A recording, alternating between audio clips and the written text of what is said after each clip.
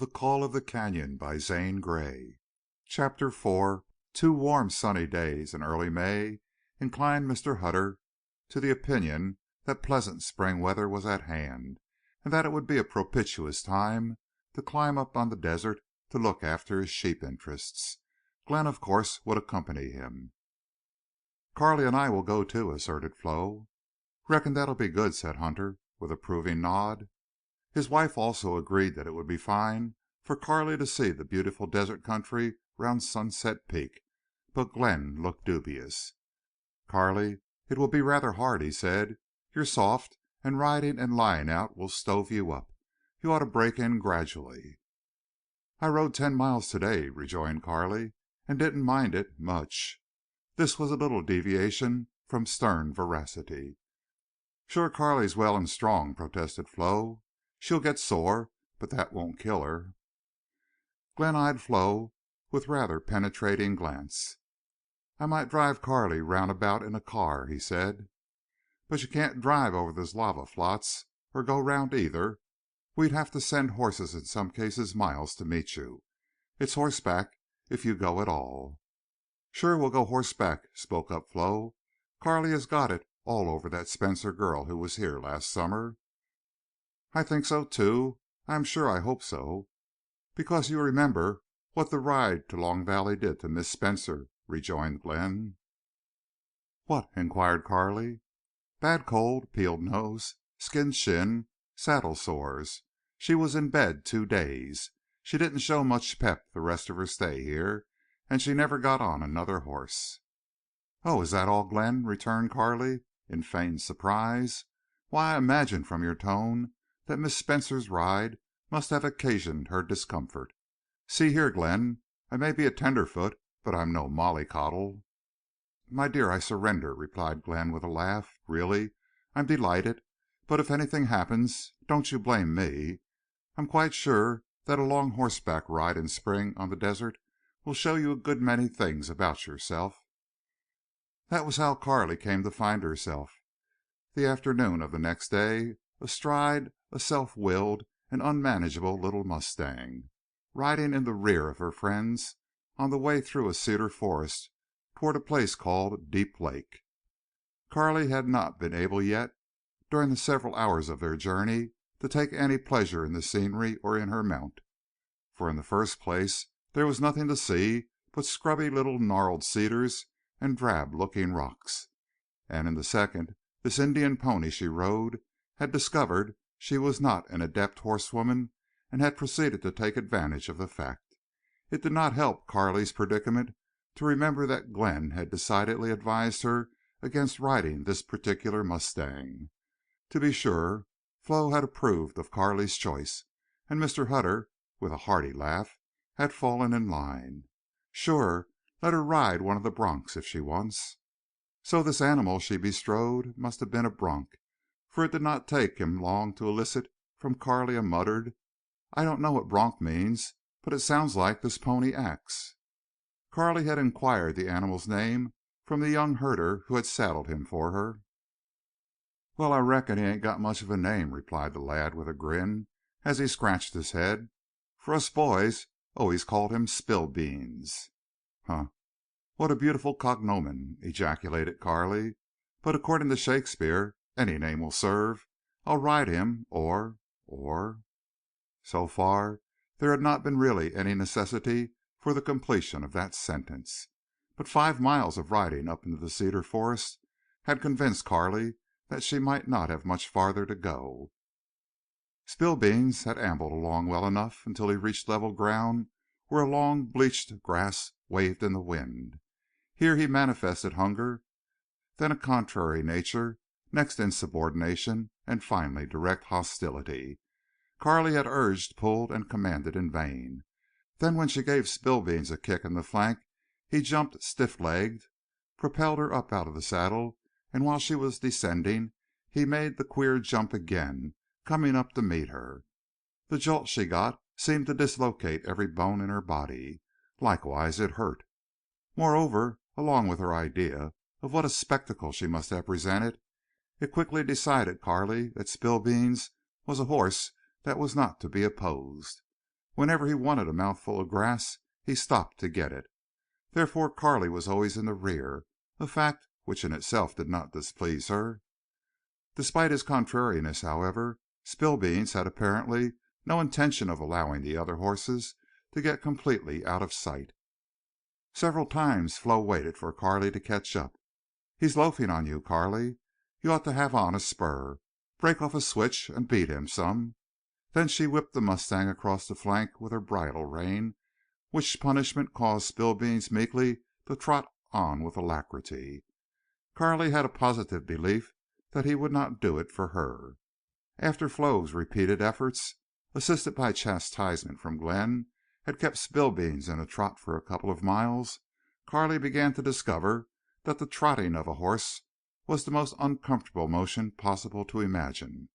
It grew worse. It became painful. It gradually got unendurable. But pride made Carley endure it until suddenly she thought she had been stabbed in the side. This strange piercing pain must be what Glenn had called a stitch in the side, something common to novices on horseback. Carley could have screamed, so she pulled the mustang to a walk and sagged in her saddle until the pain subsided. What a blessed relief! Carley had keen sense of the difference between riding in Central Park and in Arizona. She regretted her choice of horses. Spillbeans was attractive to look at, but the pleasure of riding him was a delusion. Flo had said his gait resembled the motion of a rocking chair.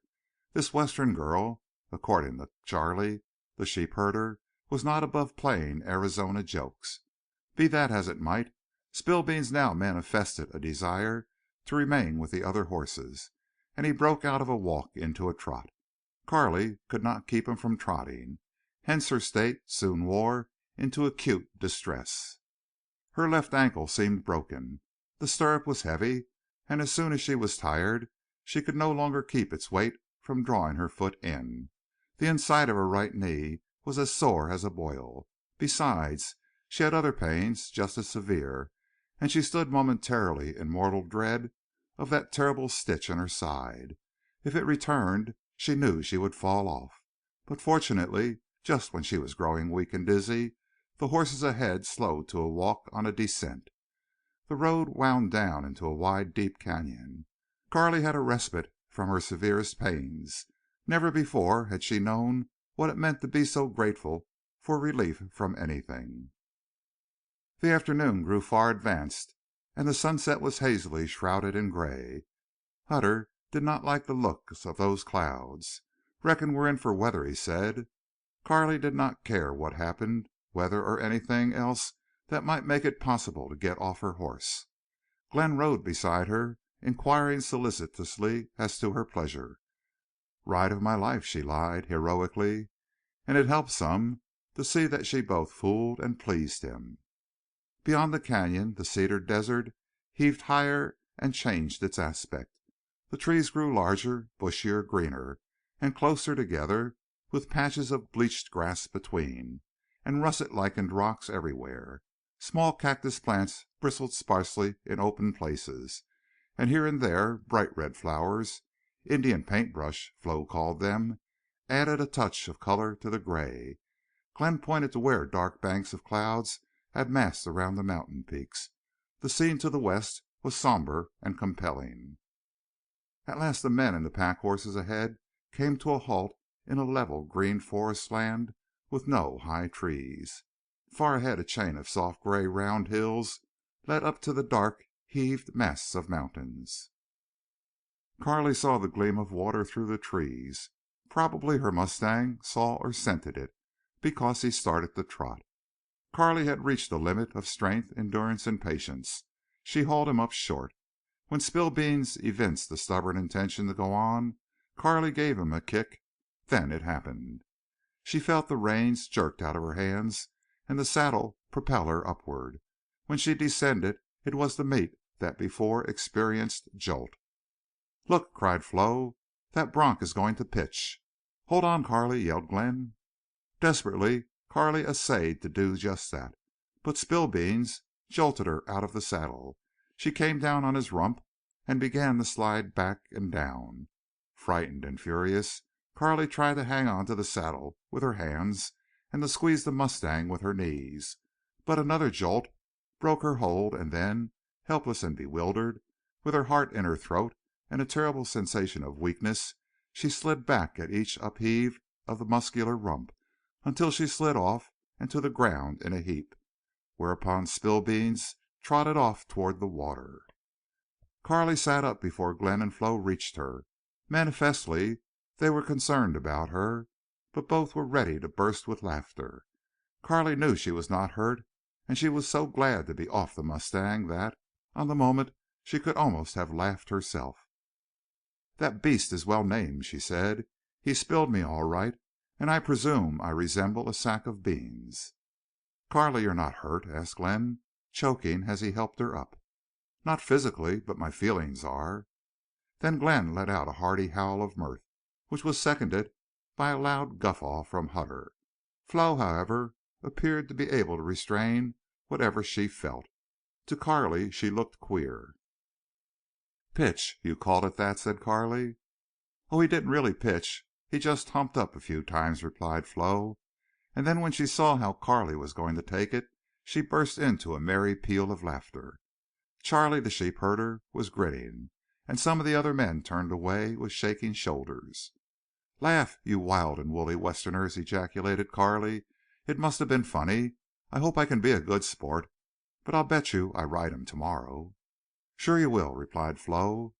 Evidently the little incident drew the party closer together. Carley felt a warmth of good nature that overcame her first feeling of humiliation. They expected such things from her, and she should expect them too, and take them, if not fearlessly or painlessly, at least without resentment. Carley walked about to ease her swollen and sore joints, and while doing so she took stock of the camp ground and what was going on. At second glance the place had an attraction difficult for her to define. She could see far, and the view north toward those strange gray-colored symmetrical hills was one that fascinated while it repelled her.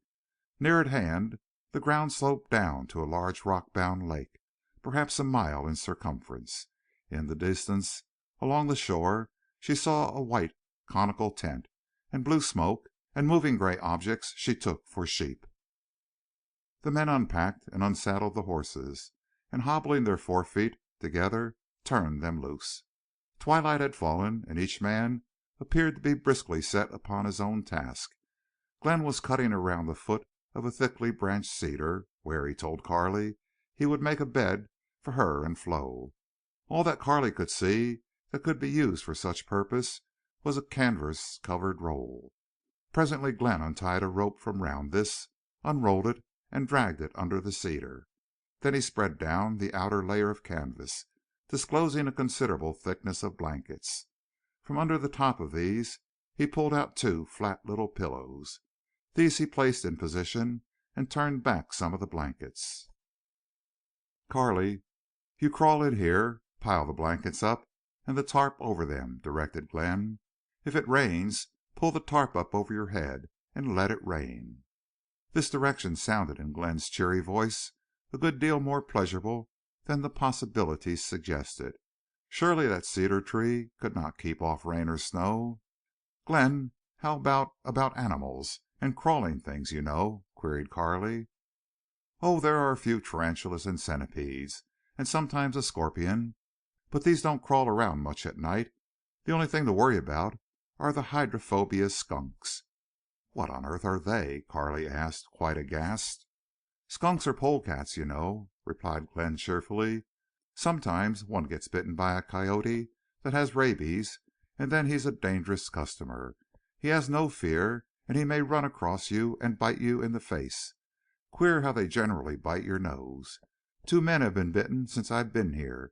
One of them died, and the other had to go to the Pasteur Institute with a well-developed case of hydrophobia." "Good heavens!" cried Carley, horrified. "You needn't be afraid," said Glenn. "I'll tie one of the dogs near your bed." Carley wondered whether Glenn's casual, easy tone had been adopted for her benefit or was merely an assimilation from his Western life. Not improbably Glenn himself might be capable of playing a trick on her. Carley endeavored to fortify herself against disaster, so that when it befell she might not be wholly ludicrous. With the coming of twilight a cold, keen wind moaned through the cedars.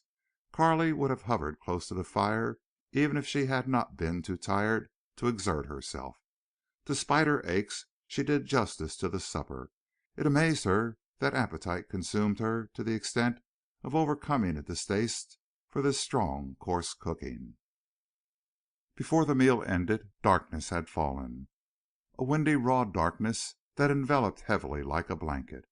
Presently Carley edged closer to the fire, and there she stayed, alternately turning back and front to the welcome heat.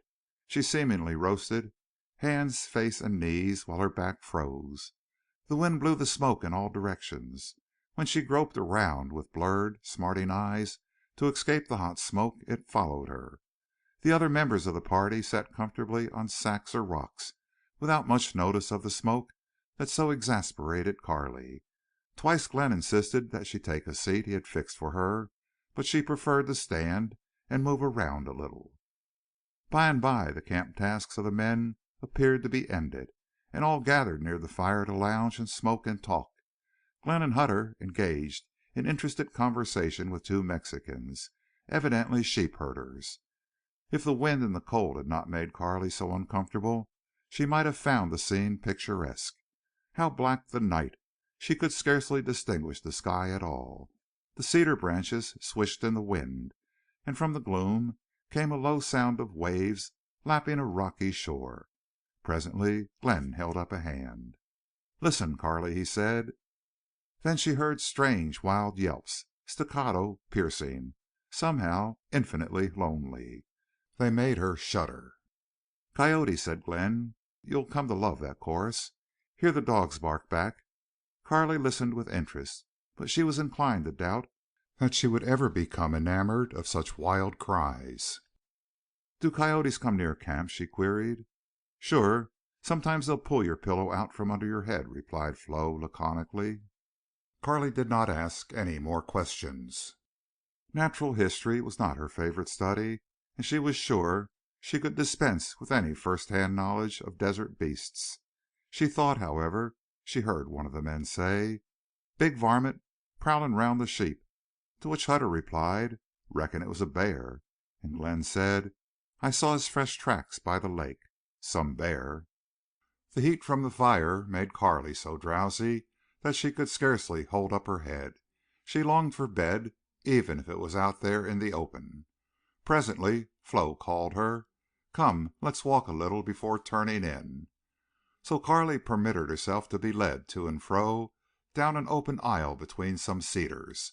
The far end of that aisle, dark, gloomy, with the bushy, secretive cedars all around, caused Carley apprehension she was ashamed to admit.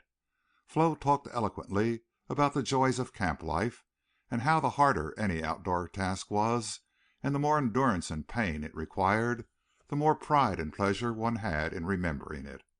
Carley was weighing the import of these words when suddenly Flo clutched her arm. "What's that?" she whispered tensely.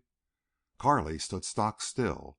They had reached the furthermost end of that aisle, but had turned to go back. The flare of the camp fire threw a wan light into the shadows before them. Then came a rustling in the bush, a snapping of twigs.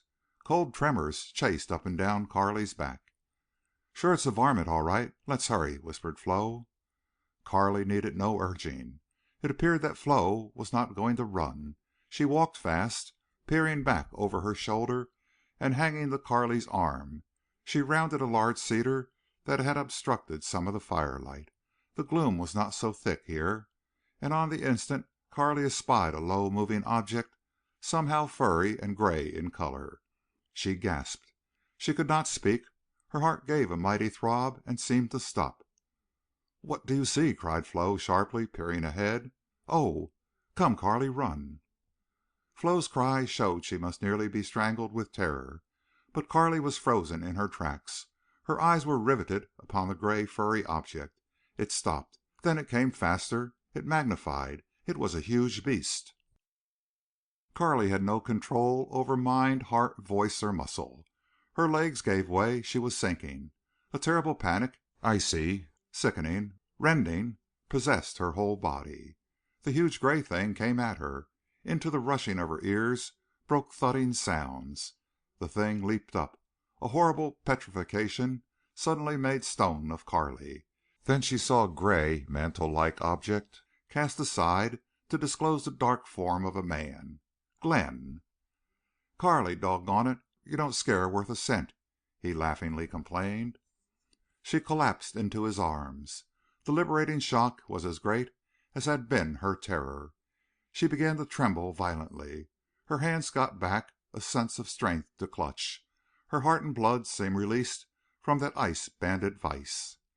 "Say, I believe you were scared," went on Glenn, bending over her. "Scared!" she gasped. "Oh, there's no word to tell what I was." Flo came running back, giggling with joy. "Glenn, she sure took you for a bear. Why, I felt her go stiff as a post. Ha ha, Carley! Now how do you like the wild and woolly?" "Oh, you put up a trick on me!" ejaculated Carley. "Glenn, how could you? Such a terrible trick. I wouldn't have minded something reasonable. But that! Oh, I'll never forgive you." Glenn showed remorse and kissed her before Flo in a way that made some little amends. "Maybe I overdid it," he said. "But I thought you'd have a momentary start, you know, enough to make you yell, and then you'd see through it. I only had a sheepskin over my shoulders as I crawled on hands and knees." "Glenn, for me you were a prehistoric monster, a dinosaur or something," replied Carley. It developed upon their return to the camp fire circle that everybody had been in the joke, and they all derived hearty enjoyment from it. "Reckon that makes you one of us," said Hutter, genially. "We've all had our scares." Carley wondered if she were not so constituted that such trickery alienated her. Deep in her heart she resented being made to show her cowardice. But then she realized that no one had really seen any evidence of her state. It was fun to them. Soon after this incident Hutter sounded what he called the roll call for bed. Following Flo's instructions, Carley sat on her bed, pulled off her boots, folded coat and sweater at her head, and slid down under the blankets. How strange and hard a bed! Yet Carley had the most delicious sense of relief and rest she had ever experienced. She straightened out on her back with a feeling that she had never before appreciated the luxury of lying down. Flo cuddled up to her in a quite sisterly fashion, saying, "Now don't cover your head. If it rains I'll wake and pull up the tarp. Good night, Carley." And almost immediately she seemed to fall asleep. For Carley, however, sleep did not soon come. She had too many aches. The aftermath of her shock of fright abided with her. And the blackness of night, the cold whip of wind over her face, and the unprotected helplessness she felt in this novel bed were too entirely new and disturbing to be overcome at once. So she lay wide-eyed, staring at the dense gray shadow, at the flickering lights upon the cedar. At length her mind formed the conclusion that this sort of thing might be worth the hardship once in a lifetime, anyway. What a concession to Glenn's West! In the secret seclusion of her mind she had to confess that if her vanity had not been so assaulted and humiliated, she might have enjoyed herself more. It seemed impossible, however, to have thrills and pleasure and exaltations in the face of discomfort, privation, and an uneasy, half-acknowledged fear. No woman could have either a good or profitable time when she was at her worst. Carley thought she would not be averse to getting Flo Hutter to New York, in an atmosphere wholly strange and difficult, and see how she met situation after situation unfamiliar to her. And so Carley's mind drifted on until at last she succumbed to drowsiness. A voice pierced her dreams of home, of warmth and comfort. Something sharp, cold and fragrant was scratching her eyes. She opened them. Glenn stood over her, pushing a sprig of cedar into her face. "Carley, the day is far spent," he said gayly. "We want to roll up your bedding. Will you get out of it?" "Hello, Glenn. What time is it?" she replied. "It's nearly 6. "What? Do you expect me to get up at that ungodly hour?" "We're all up. Flo's eating breakfast. It's going to be a bad day, I'm afraid. And we want to get packed and moving before it starts to rain." "Why do girls leave home?" she asked, tragically. "To make poor devils happy, of course," he replied, smiling down upon her. That smile made up to Carley for all the clamoring sensations of stiff, sore muscles. It made her ashamed that she could not fling herself into this adventure with all her heart. Carley essayed to sit up. "Oh, I'm afraid my anatomy has become disconnected. Glenn, do I look a sight?" She never would have asked him that if she had not known she could bear inspection at such an inopportune moment. "You look great," he asserted heartily. "You've got color. And as for your hair, I like to see it mussed that way. You were always one to have it dressed just so. Come, Carley, rustle now." Thus adjured, Carley did her best under adverse circumstances, and she was gritting her teeth and complimenting herself when she arrived at the task of pulling on her boots. They were damp, and her feet appeared to have swollen. Moreover, her ankles were sore, but she accomplished getting into them at the expense of much pain and sundry utterances more forcible than elegant. Glenn brought her warm water, a mitigating circumstance. The morning was cold, and thought of that biting desert water had been trying. "Sure you're doing fine," was Flo's greeting. "Come and get it before we throw it out." Carley made haste to comply with the Western mandate, and was once again confronted with the singular fact that appetite did not wait upon the troubles of a tenderfoot. Glenn remarked that at least she would not starve to death on the trip. "Come, climb the ridge with me," he invited. "I want you to take a look to the north and east." He led her off through the cedars, up a slow red earth slope away from the lake. A green mound-like eminence, topped with flat red rock, appeared near at hand and not at all a hard climb. Nevertheless, her eyes deceived her, as she found to the cost of her breath. It was both far away and high. "I like this location," said Glenn. "If I had the money I'd buy this section of land, 640 acres, and make a ranch of it. Just under this bluff is a fine open flat bench for a cabin.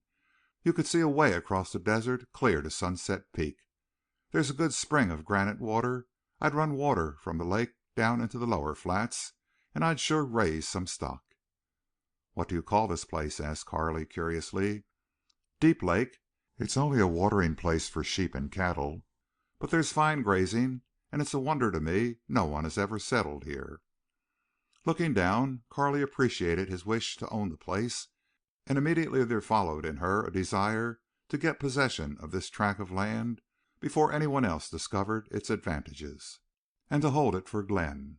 But this would surely conflict with her intention of persuading Glenn to go back east. As quickly as her impulse had been born, it died. Suddenly the scene gripped Carley. She looked from near to far, trying to grasp the elusive something. Wild, lonely Arizona land. She saw ragged, dumpy cedars of gray and green, lines of red earth, and a round space of water, gleaming pale under the lowering clouds. And in the distance, isolated hills, strangely curved, wandering away to a black uplift of earth obscured in the sky. These appeared to be mere steps leading her sight farther and higher to the cloud-navigated sky, where rosy and golden effulgence betokened the sun and the east. Carley held her breath. A transformation was going on before her eyes. "Carley, it's a stormy sunrise," said Glenn. His words explained, but they did not convince. Was this sudden bursting glory only the sun rising behind storm clouds? She could see the clouds moving while they were being colored. The universal gray surrendered under some magic paintbrush. The rifts widened, and the gloom of the pale gray world seemed to vanish. Beyond the billowy, rolling, creamy edges of clouds, white and pink, shone the soft, exquisite, fresh blue sky. And a blaze of fire, a burst of molten gold, sheered up from behind the rim of cloud and suddenly poured a sea of sunlight from east to west. It transfigured the round foothills. They seemed bathed in ethereal light, and the silver mists that overhung them faded while Carley gazed, and a rosy flush crowned the symmetrical domes. Southward, along the horizon line, down drooping veils of rain, just touched with the sunrise tint, streamed in drifting slow movement from cloud to earth. To the north the range of foothills lifted toward the majestic dome of Sunset Peak, a volcanic upheaval of red and purple cinders, bare as rock, round as the lower hills, and wonderful in its color. Full in the blaze of the rising sun, it flaunted an unchangeable front. Carley understood now what had been told her about this peak. Volcanic fires had thrown up a colossal mound of cinders, burned forever to the hues of the setting sun. In every light and shade of day it held true to its name. Farther north rose the bold bulk of the San Francisco peaks, that, half lost in the clouds, still dominated the desert scene. Then, as Carley gazed, the rifts began to close. Another transformation began, the reverse of what she watched. The golden radiance of sunrise vanished, and under a gray, lowering, coalescing pall of cloud, the round hills returned to their bleak somberness, and the green desert took again its cold sheen. "Wasn't it fine, Carley?" asked Glenn. "But nothing to what you will experience. I hope you stay till the weather gets warm. I want you to see a summer dawn on the Painted Desert, and a noon with the great white clouds rolling up from the horizon, and a sunset of massed purple and gold. If they do not get you, then I'll give up." Carley muttered something of her appreciation of what she had just seen. Part of his remark hung on her ear, thought-provoking and disturbing. He hoped she would stay until summer. That was kind of him, but her visit must be short, and she now intended to end with his return East with her. If she did not persuade him to go, he might not want to go for a while, as he had written, just yet. Carley grew troubled in mind. Such mental disturbance, however, lasted no longer than her return with Glenn to camp, where the mustang Spillbeans stood ready for her to mount. He appeared to put one ear up, the other down, and to look at her with mild surprise, as if to say, "What? Hello, tenderfoot. Are you going to ride me again?" Carley recalled that she had vowed she would ride him. There was no alternative, and her misgivings only made matters worse. Nevertheless, once in the saddle, she imagined she had the hallucination that to ride off so, with the long open miles ahead, was really thrilling. This remarkable state of mind lasted until Spillbeans began to trot, and then another day of misery beckoned to Carley with gray stretches of distance. She was to learn that misery as well as bliss can swallow up the hours. She saw the monotony of cedar trees, but with blurred eyes. She saw the ground clearly enough, for she was always looking down, hoping for sandy places or rocky places where her mustang could not trot. At noon the cavalcade ahead halted near a cabin and corral, which turned out to be a sheep ranch belonging to Hutter. Here Glenn was so busy that he had no time to devote to Carley, and Flo, who was more at home on a horse than on the ground, rode around everywhere with the men. Most assuredly Carley could not pass by the chance to get off Spillbeans and to walk a little. She found, however, that what she wanted most was to rest. The cabin was deserted, a dark, damp place with a rank odor. She did not stay long inside. Rain and snow began to fall, adding to what Carley felt to be a disagreeable prospect. The immediate present, however, was cheered by a cup of hot soup and some bread and butter which the herder Charley brought her. By and by Glenn and Hutter returned with Flo, and all partook of some lunch. All too soon Carley found herself astride the mustang again. Glenn helped her don the slicker, an abominable sticky rubber coat that bundled her up and tangled her feet round the stirrups. She was glad to find, though, that it served well indeed to protect her from raw wind and rain. "Where do we go from here?" Carley inquired ironically. Glenn laughed in a way which proved to Carley that he knew perfectly well how she felt. Again his smile caused her self-reproach. Plain indeed was it that he had really expected more of her in the way of complaint and less of fortitude. Carley bit her lips. Thus began the afternoon ride. As it advanced, the sky grew more threatening, the wind rawer, the cold keener, and the rain cut like bits of sharp ice. It blew in Carley's face. Enough snow fell to whiten the open patches of ground. In an hour Carley realized that she had the hardest task of her life to ride to the end of the day's journey. No one could have guessed her plight. Glenn complimented her upon her adaptation to such unpleasant conditions. Flo evidently was on the lookout for the tenderfoot's troubles. But as Spillbeans had taken to lagging at a walk, Carley was enabled to conceal all outward sign of her woes. It rained, hailed, sleeted, snowed, and grew colder all the time. Carley's feet became lumps of ice. Every step the mustang took sent acute pains ramifying from bruised and raw places all over her body. Once, finding herself behind the others and out of sight in the cedars, she got off to walk a while, leading the mustang. This would not do, however, because she fell too far in the rear. Mounting again, she rode on, beginning to feel that nothing mattered, that this trip would be the end of Carley Burch. How she hated that dreary, cold, flat land. The road bisected without end. It felt as if she rode hours to cover a mile. In open stretches she saw the whole party straggling along, separated from one another and each for himself. They certainly could not be enjoying themselves. Carley shut her eyes, clutched the pommel of the saddle, trying to support her weight. How could she endure another mile? Alas, there might be many miles. Suddenly a terrible shock seemed to rack her. But it was only that Spillbeans had once again taken to a trot. Frantically she pulled on the bridle. He was not to be thwarted. Opening her eyes, she saw a cabin far ahead, which probably was the destination for the night. Carley knew she would never reach it, yet she clung on desperately. What she dreaded was the return of the stab-like pain in her side. It came, and life seemed something abject and monstrous. She rode stiff-legged, with her hands propping her stiffly above the pommel. But the stabbing pain went right on, and in deeper. When the mustang halted his trot beside the other horses, Carley was in the last extremity.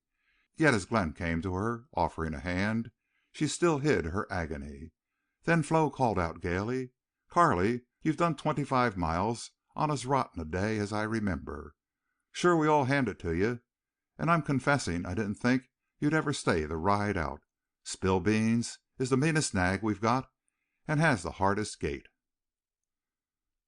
End of chapter 4.